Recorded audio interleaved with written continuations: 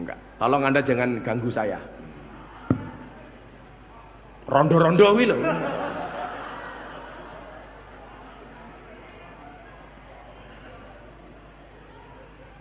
Orang Islam ibadah sesuai dengan ibadahnya. Ya neng Islam.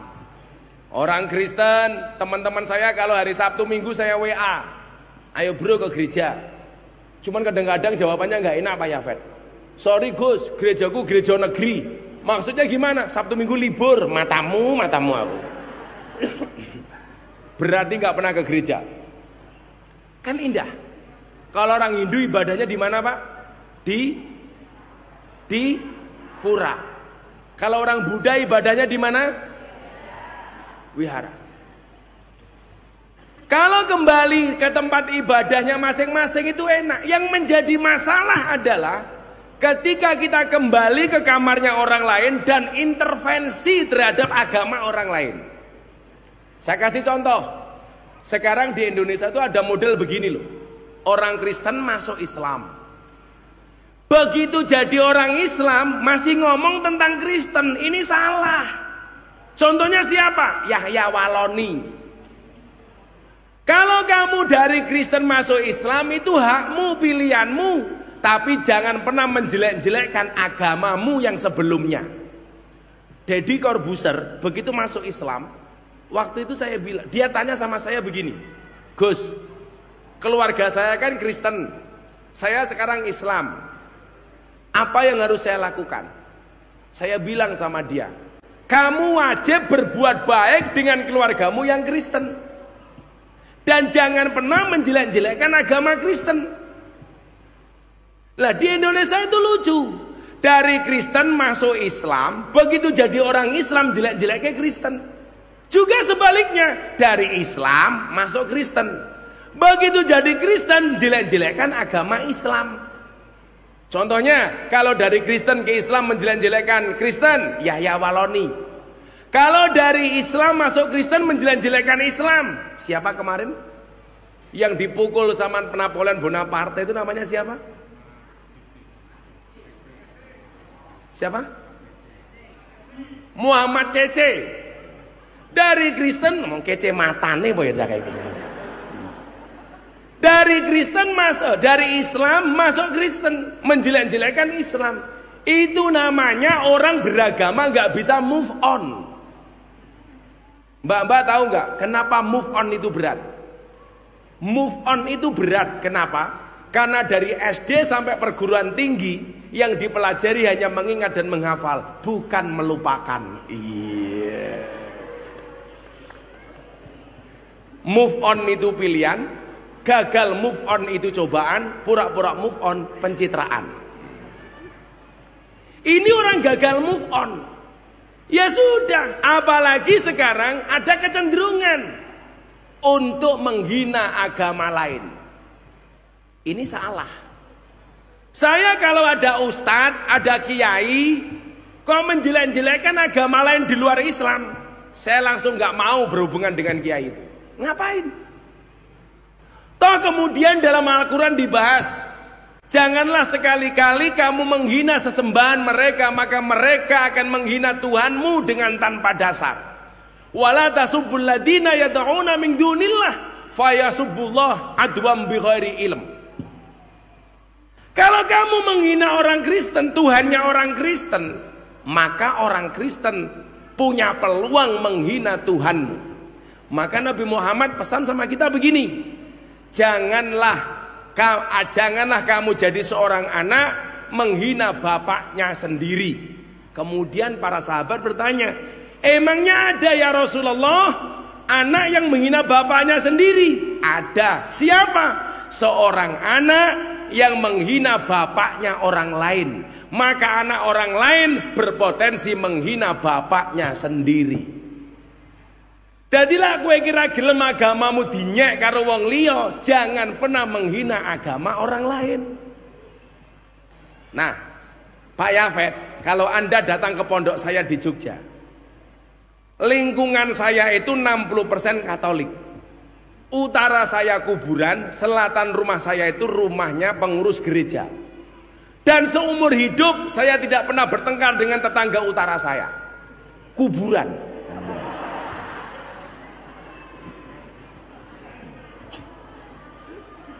Masa ya tak antemi gitu. Sing lucu tonggoku, bojone mati sing wedok, hari kedua sing lanang mangkat ning kuburan nggawa kipas angin.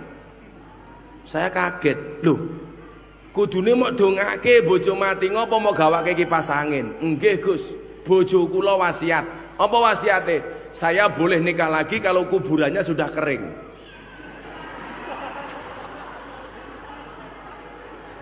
Saya kipasi supaya cepat kering. Delalah musim mudan dancuk.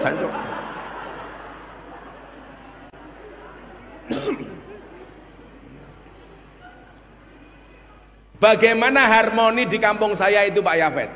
Tak kayak contoh, mudah-mudahan bisa dicontohin. Kalau ada orang Islam meninggal dunia, yang dilakukan biasanya apa? Tahlilan. Begitu orang Islam tahlilan, orang-orang Kristen Katolik hadir Pak. Ikut tahlilan, yora. Yang Islam tahlilan di depan, orang-orang Katolik, orang-orang Kristen di belakang, nunggui. Begitu selesai tahlilan, biasanya apa? Mangan-mangan. Begitu mangan-mangan, orang Islam, orang Katolik, orang Kristen gabung jadi satu. Tahlilane dewe, mangan-mangane bareng-bareng. Gantian, kalau ada orang Katolik yang meninggal dunia, mereka sembahyangan. Orang Islam di belakang. Begitu selesai jatahnya makan-makan, orang Katolik dan orang Islam makan bareng. Lagi, kalau ada Natal di kampung, orang Islam masak. Semua orang kampung, baik yang beragama Katolik, Kristen maupun Islam, semuanya dikasih makan dari masakan orang Islam. Sebaliknya, kalau Idul Fitri, orang Kristen Katolik masak, semua warga kampung dikasih, apapun agamanya. Keren Pak. Dan itu kami lakukan di kampung kami. Coba Anda bayangkan, kalau toleransi seperti ini kita lakukan di Indonesia, indah Pak. Jangankan sekarang kok beda agama, sesama agama wih loh salah-salahan. Maka nanti saya lanjutkan bagaimana sikap kita seharusnya. Lagi, saya dulu ketemu dengan Mendagri waktu itu namanya Cahyo Kumolo. Sekarang Menpan RB. Gus, ada yang ngusul ini. Napa Pak Menteri? Katanya kerukunan di Indonesia itu tentang agama terjadi diskriminasi gara-gara kolom agama dalam KTP. Mereka mengusulkan kolom agama dalam KTP dihapus saja. Bagaimana menurut Gus Miftah? Saya jawab, saya nggak setuju kalau kolom agama dalam KTP dihapus. Bagi saya itu penting. Pentingnya di mana? Gampang. Saya kecelakaan di jalan, mati. Orang kampung melihat saya ini mau dipelihara secara Islam atau Kristen, itu dilihat dari KTP-nya. Kalau kolom agama nggak ada dalam KTP, ini bahaya. Maka saya bilang, kalau kolom agama dalam KTP dihapus, saya nggak setuju. Tapi kalau yang dihapus kolom kawin atau belum kawin, saya setuju. Lumayan bro, bujang terus. Kayak teman saya di Jakarta kebanjiran. Buku nikahnya hilang. WA sama saya, Gus, buku nikah saya hilang. Apa yang harus saya lakukan? Cari buku nikah atau kawin lagi? Kawin lagi, saya bilang itu. Karena kalau kamu kawin lagi, otomatis dapat buku nikah baru. Setuju Pak Yafet? Setuju. Kita Yafet yang ngacengan gitu ya.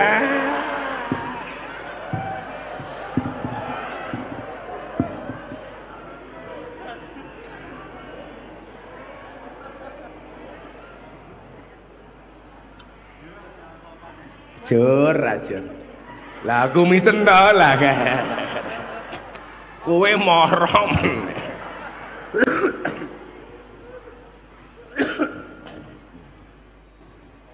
Tanto istrimu berapa? Oh 3. Rupa pas-pasan ning gaya. Aku sing ganteng siji kok.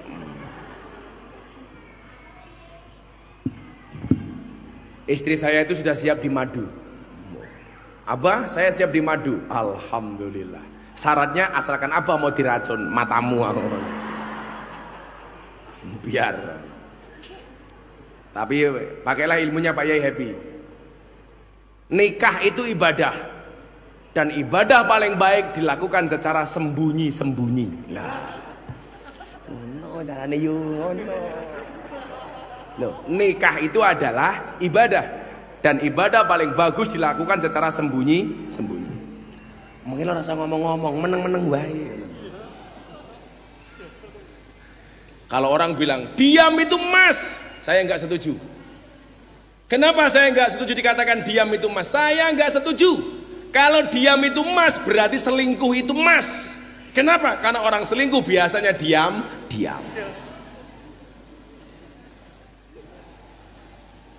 Waktu adalah uang. Makanya kalau kamu punya istri minta uang dikasih waktu. Kok kowe duwe kanca, ayo dolan, kok kancamu jawab, "Sorry aku ora duwe waktu." Oh, berarti kancamu ora duwe duit.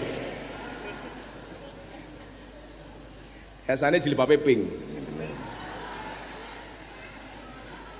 Sengit aku wis tuwa jilbabe pink. Wadahe tisu yo pink lho.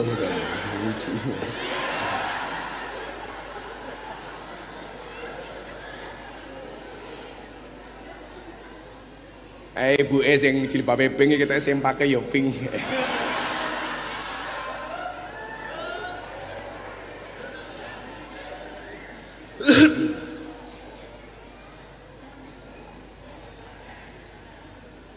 Ada lagi yang mengatakan begini. Dalam konteks saya, semua agama itu benar. Coba Anda lihat kalimatnya, semua agama itu benar. Niki salah. Ini harusnya masih koma, belum titik. Sing bener nopo? Semua agama itu benar bagi penganutnya. Jangan dikatakan semua agama itu benar titik, bahaya Pak. Semua agama itu benar bagi penganutnya. Kalau semua agama itu benar titik, bahaya. Tanto tiap hari bisa ganti agama. Senin tanto Islam, Selasa Kristen, Rebo Katolik, Kemis tanto Buddha, Jumat tanto Hindu, Sabtu tanto Dharma Gandul, Minggu tanto Gandule Mbah Darmo, Senin gondal gandul lah. Saya itu membaca tulisan ilmiah Mas Tanto. Apa? Orang itu kalau perutnya gede itu potensi manuke cilik. Lah itu. Itu ilmiah beneran loh, beneran.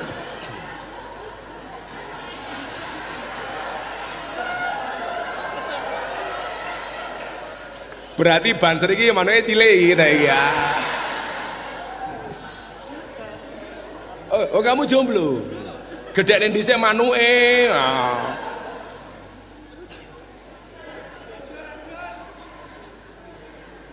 Oh, kamu jomblo to, Le?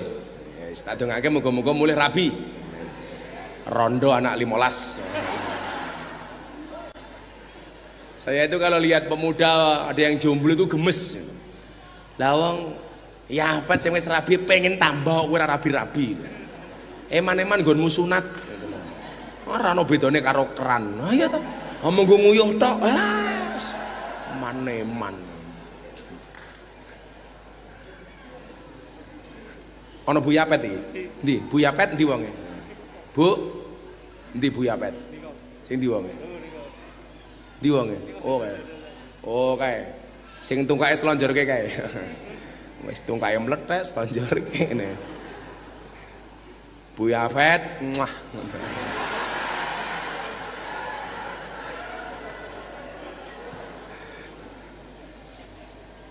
Nah, konsep kerukunan inilah yang kemudian perlu kita lakukan.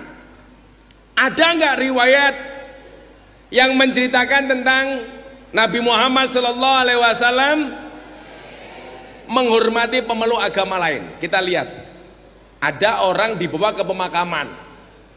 Begitu orang ini dimakamkan, diberangkatkan ke pemakaman, Kanjeng Nabi berdiri seperti ini. Ibu-ibu lebih suka saya berdiri apa duduk? Itulah ibu-ibu di mana-mana suka yang berdiri. Enak amat. Para sahabat matur sama Kanjeng Nabi. Kanjeng Nabi, kenapa Anda berdiri menghormati orang yang mati itu?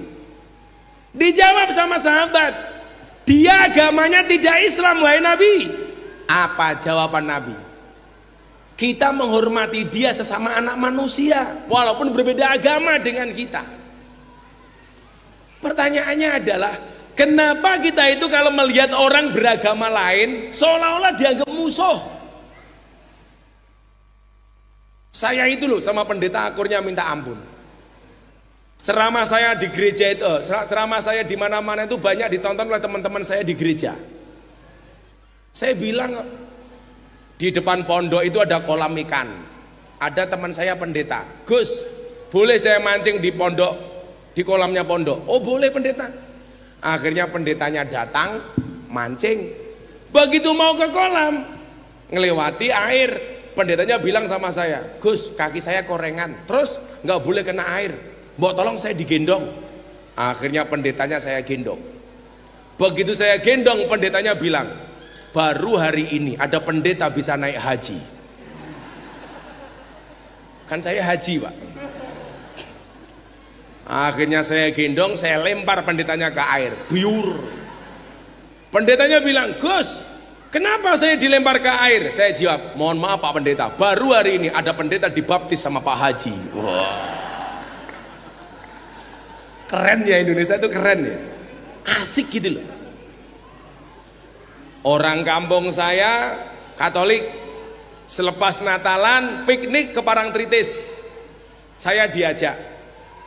Begitu saya naik bis, saya bilang bismillah. Diprotes sama pendeta. Salah Gus, kita tidak naik bismillah tapi bis kota. Oh ya, rapopoh. Begitu di jalan hujan lebat, petir menyambar-nyambar. Der.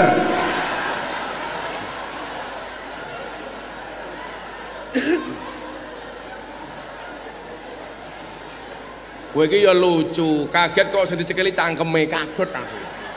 Kaget ki ning kene. Mosok jantung ning cangkem. Begitu ada petir menyambar, dar, pendeta bilang, haleluya, haleluya. Saya bilang sama pendeta, salah, pendeta itu bukan haleluya tapi halilintar. Oh ya. Begitu sampai Parangtritis, anginnya kenceng, saya turun dari bis. Saya nggak pakai celana, saya pakai sarung. Sarung saya tersingkap buka. Wut, pendeta bilang, wow. Saya bilang sama pendeta, salah pendeta, ini bukan wow tapi alif.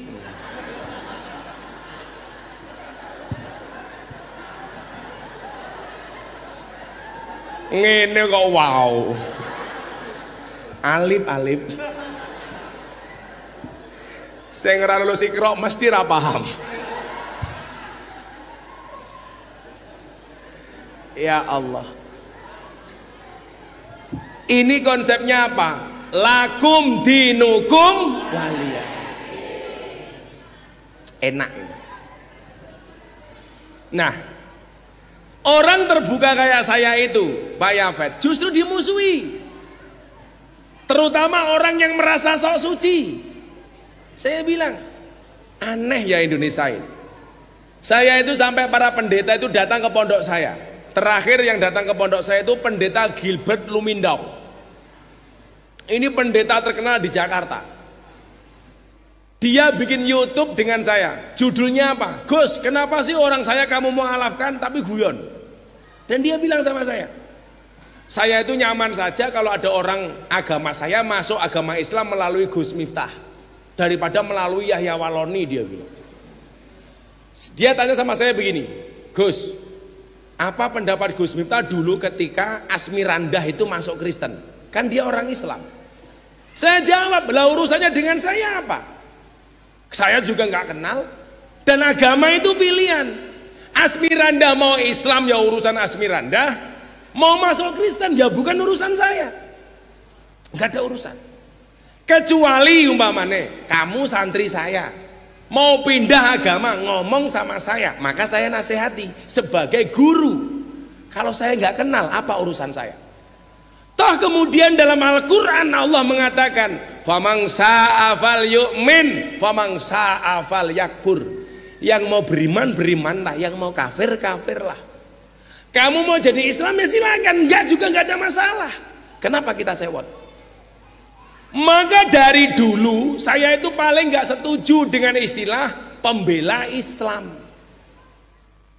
Yang namanya pembela Islam berarti Islam itu perlu dibela. Islam itu agama yang sempurna. Kok kamu membela Islam berarti kamu seolah-olah lebih sempurna dibandingkan Islam. Maka saya nggak setuju.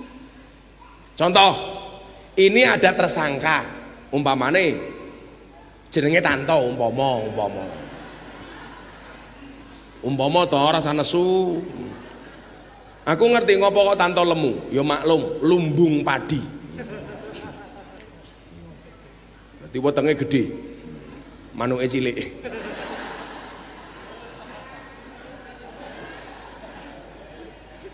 Loh, itu teorinya benar. Dalam sejarah nggak ada orang yang pernah melihat kapan gajah itu bercinta, kapan gajah itu kelon sama pasangannya. Saya pernah tanya sama yang ngurusi gajah, kamu pernah lihat nggak kapan gajah itu kawin? Nggak pernah, Gus. Pertanyaannya adalah kenapa gajah itu kalau kawin nggak pernah mau dilihat sama orang? Karena gajah itu malu, badannya besar, burungnya kecil. Makanya dia kalau bercantik, kalau kawin nggak pernah mau dilihat. Nah kesimpulannya, kalau gajah badannya besar, manuke cilik, berarti Tanto manuke malah kaya pentil.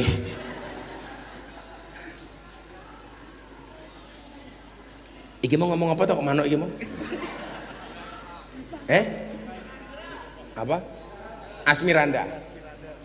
Saya enggak, contoh begini. Ini tersangka, dia minta pembelaan dari pengacara. Kenapa? Karena pengacara dianggap lebih hebat daripada tersangkanya. Lah kalau kamu bela Islam berarti kamu lebih hebat daripada Islam. Kamu sok penting. Allah dibela. Apa kowe iki luwih ampuh daripada Gusti Allah to? Dul gayamu. Kowe ngurusi awakmu dhewe ra iso kok mbela Gusti Allah. Kan ada ayat, Gus, nahnu ansarullah. Kami adalah pembelanya Allah, pasukan penolongnya Allah. Maksudnya orang ngono. Lah dolanmu kurang adah kok. Turumu kurang bengi, koncomu kurang oke. Kopine sangit.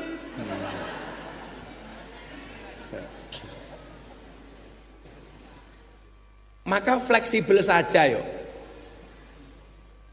Orang Islam harus mengatakan Islam adalah agama yang paling benar, tetapi tidak boleh menyalahkan agama orang lain. Meyakini yang kita lakukan benar itu hukumnya wajib, tapi kita nggak boleh menyalahkan orang lain. Maka saya bilang agama itu untuk diamalkan, tidak untuk diperdebatkan. Kalau kamu berdebat dengan Pak Yafet selaku orang Nasrani, kamu Muslim, mana yang paling benar? Ya tetap agama masing-masing. Mbok sampai bunuh-bunuhan ya sama hasilnya. Yang perlu kita lakukan bukan itu. Kalau kamu meyakini agamamu Islam benar, lakukan. Sembahyang ke masjid, baca Quran.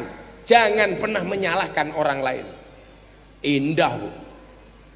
Deddy Corbuzier tuh masuk Islam, saya nggak pernah ngajak. Ngapain saya ngajak dia? Debat sama saya 8 bulan, bukan persoalan agama, persoalan berbangsa dan bernegara. Bahkan waktu itu Deddy Corbuzier mengkritik semua agama. Kenapa? Karena menurut dia banyak ajaran agama yang tidak rasional, orang masuk akal. Bocah kae lah kepinteran, nganti rambutnya rawane tukul ning dase. Dedi itu kan apa-apa bisa, Pak. Yang nggak bisa cuma satu, nyisir rambut. Ngapa randuwe kok? Makanya dia dulu lucu, Jumatan pertama ditanya sama wartawan, Mas Dedi, kenapa nggak pakai kopiah kayak Gus Miftah? Lah Dedi bilang, kopiah itu fungsinya apa? Untuk nyegat rambut. Lah yang saya cegatin apa katanya? Oh cahedan ya. Lucu lagi ada wartawan tanya sama saya, Gus, Dedi itu sudah sunat apa belum? Lah modar tapi ngapa takonin ning aku? Akhirnya saya tanya sama dia, bro, udah sunat apa belum? Masa kamu nggak percaya? Nih kamu lihat, moh, tak bilang gitu. Yolah gede, lah cilik kayak Tanto. Oh, kan mau. Saya bilang, kalau saya percaya kamu sudah sunat, itu loh orang Juwana belum percaya kamu sunat apa belum. Terus dia tanya, lah bagaimana supaya orang Pati percaya saya sudah sunat? Gampang, tak foto, nanti tak posting. Jijik itu. Saya nggak pernah ngajak, Pak. Saya itu hampir setiap hari ada orang datang ke pondok saya minta diislamkan. Nggak pernah saya ajak-ajak, bahkan saya tolak. Ada orang datang dari Australia, namanya Antonio Skodori. Dori, kayak iwak tau. Datang ke pondok. Dia pengen masuk Islam. I will to be a Muslim. Kowe ngopo kowe? Oh, ganti wadah. Aku nggak mau yang kesini harus Tanto. Ulangi toh, aku karo kowe kok toh.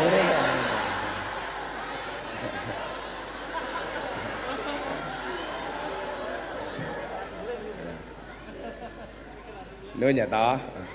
Apa kau mulih manukmu gede.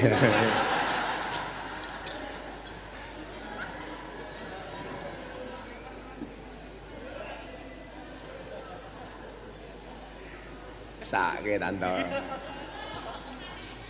Apa? Oh ibunya Mas Tanto, oh ibu itu. Oh alah. Niku anak ibu. Oh. Gede apa cilik?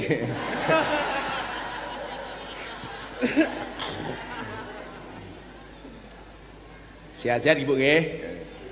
Wih tak dongake mbokmu wi. Nah, Bapak Ibu rahimakumullah. Balik teng hadise wau. La tadkhulunal jannata hatta tu'minu wa la tu'minuna hatta tahabbu. Sekali-kali kamu tidak dikatakan kamu tidak akan masuk surga sehingga kamu beriman, dan kamu tidak akan bisa dikatakan beriman kecuali mempunyai rasa cinta dan kasih sayang. Maka disitulah kemudian Islam memperkenalkan istilah ukhuwah.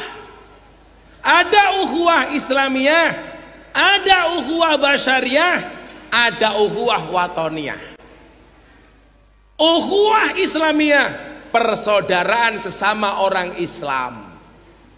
Apapun harokahnya, NU, Muhammadiyah, ke LDII, ke Lemkari, ke.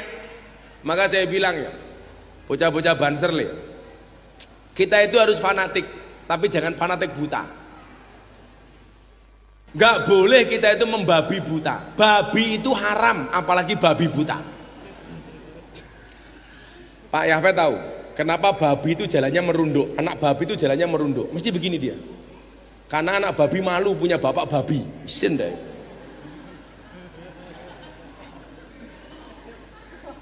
Beda kancil kayak jalannya girang lonjak-lonjak. Kenapa kancil jalannya girang lonjak-lonjak? Bangga bapaknya bukan babi. Kamu tahu babi itu mengandung apa? Cacing pita. Salah. Babi itu tidak mengandung cacing pita, tapi mengandung anaknya. Lah iya, masa anaknya Tanto lah.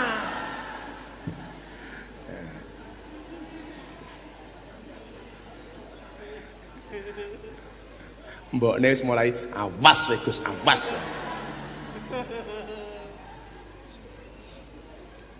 Mbok Nes ngomong karo sampinge. Dia ini kaya asu.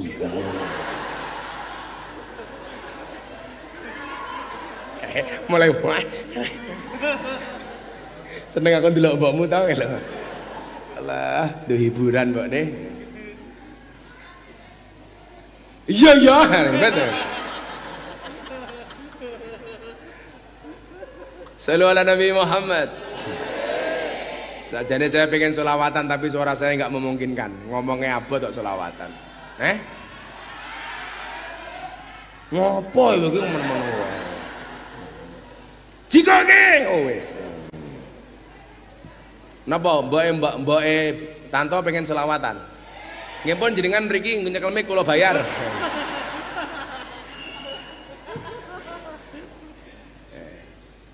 Ya selawatan saanane yo. Ayo. Muga-muga suaraku balik. Hadrahe cekel ora mongan-mangan wae. Sesuk aku mlebu surga bocah-bocah hadrah tak ajak. Tapi ya kuwi ning surga aku kelon karo bidadari awakmu hadrawan tok.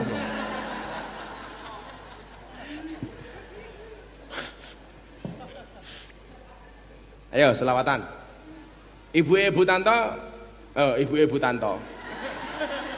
Ibu Tanto njaluk lagu napa? Ngeri, mendung tanpa udan ngono kuwi. Nggo waya mbokmu ki to. Wong tuwa mendung tanpa udan. Jenengan ngerti mendung tanpa udan iku bahasa lainnya apa?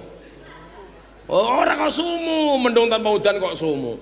Mendung tanpa udan iki bahasa lainnya ngaceng tanpa kelon. Lah. Buka. Lah ya mendung tanpa udan kok.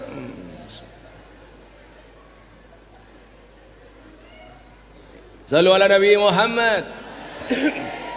Ya, selawatan. Ayo. Sok tahu lagu niki apa aku urung nyanyi kok. Urung.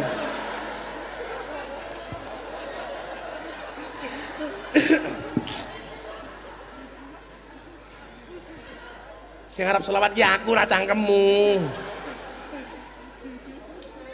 Tak dongake rabi karo mbokne Tanto lho kowe.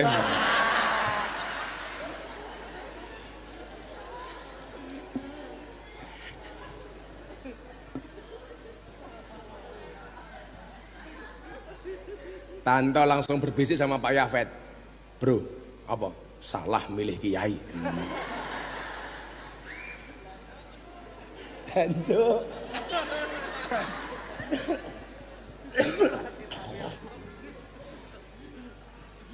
Ya. Lagune cah nom wae. Men ibune Tanto tambah nom. Atiku rasane lara nyawang kanca adoh karo agama randuwe tata krama Qur'ane ra diwaca salate ya ditinggalno sholawat ya Rabbi bil Mustafa balik makam wa ghafir lana ya wasi'al karami huwal habibul ladzi turja syafa'atu likulli haulim minal awwali mutahidin. Apa iki wis jamane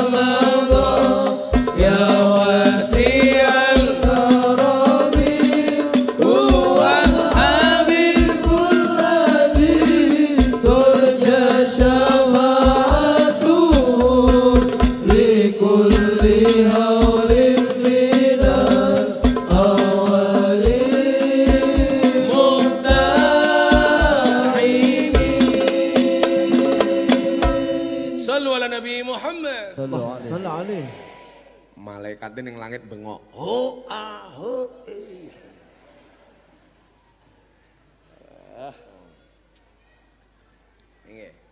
Saya itu sering membuat tulisan tentang toleransi. Niki mang ngrungokke. Hidup bukan tentang mempermasalahkan sebuah perbedaan, melainkan saling melengkapi kekurangan. Jika kita sulit menyatukan perbedaan, maka satukanlah persamaan yang ada dan lupakan perbedaan yang ada. Toleransi menjadi sulit ketika orang lupa bahwa beragama itu untuk mengatur diri sendiri, bukan mengatur orang lain. Banyak orang beragama yang bahkan belum menggenapi pelaksanaan nilai agama untuk dirinya sendiri, tapi sibuk mengurusi perilaku orang lain. Ini Islamku adalah kau tahu perasaanku saat mendengar lantunan lembut suara adzan. Hai sahabat Nasraniku, bagaimana perasaanmu saat suara lonceng menyapa telingamu? Hidup berdampingan namun tak saling menyerang. Hidup bersebelahan, kasih sayang tak pernah pudar. Aku dengan masjidku, kamu dengan gerejamu. Berjalanlah di atasnya dengan damai. Jangan menyinggung, jangan pula bercerai. Cengkrama tak meninggikan, obrolan tak membelah. Hidup aman dan tentram di setiap siang dan malam. Itulah Indonesia. Contoh yang paling gampang, nopo sambal nih kok rasanya kok enak? Karena berangkat dari bahan yang berbeda-beda. Ono cabe, brambang, bawang, uyah, terasi, micin, ditumbuk dalam satu tempat, plak plak plak plak, bercampur dari jadi satu. Cabe tetaplah menjadi cabe, garam tetap dengan rasanya yang asin, bawang tetaplah menjadi bawang, brambang tetaplah menjadi brambang, terasi tetaplah menjadi terasi. Tapi ketika mereka bercampur jadi satu, enak rasanya. Coba jenengan bayangke, kalau semuanya egois, iki sambel dadi enak mergo lomboke, mergo terasine. Brambang mengatakan, ora mergo terasi tapi mergo aku brambange. Ya wis saiki ngene, mangano sambel mau pangan dewe-dewe. Lomboke dhisik. Lomboke entek genti mau kremus brambange. Brambange entek genti mau kletak uyahe. Terakhir mau cokot terasine, merongos cangkemmu. Kuwi apik banget lho kuwi. Istilahnya kuwi. Kenapa pelangi itu menjadi indah? Karena berangkat dari warna yang berbeda. Anda tahu siapa yang melukis pelangi? Yang melukis pelangi namanya Agung. Pelukismu Agung.